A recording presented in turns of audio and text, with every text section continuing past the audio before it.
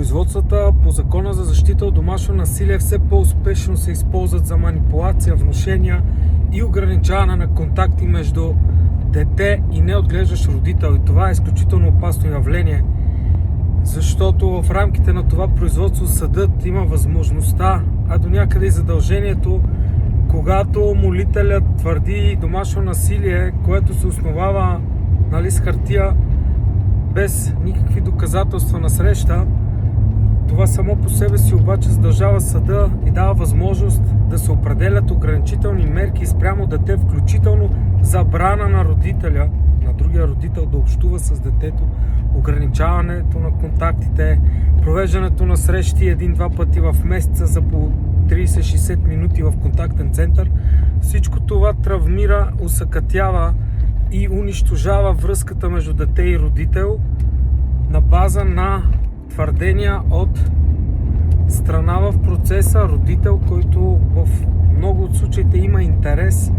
да оклевети, има интерес да дискредитира, има интерес да злепостави и да представи в негативна светлина неотглеждащия родител, за да може същият да се извоюва по-добра позиция в последващ процес, при който се решават въпросите за родителски права.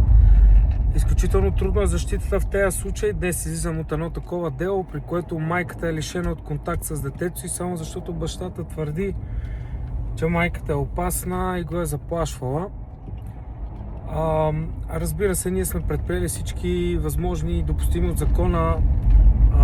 действия за доказване на обратното и за облекчаване на ограниченията, за да може да се възстанови връзката между дете и родител.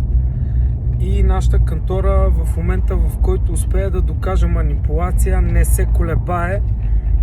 а извършва всички последващи действия за санкциониране на лицето, което си е послужило с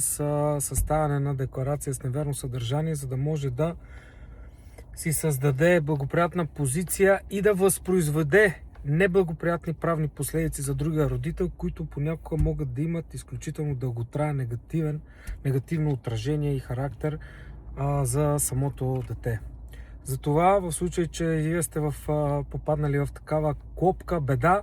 не се колебайте да се свържете с мен. Нашата кантора ще направи всичко възможно да ви защити, да защити най-вече интереса на детето.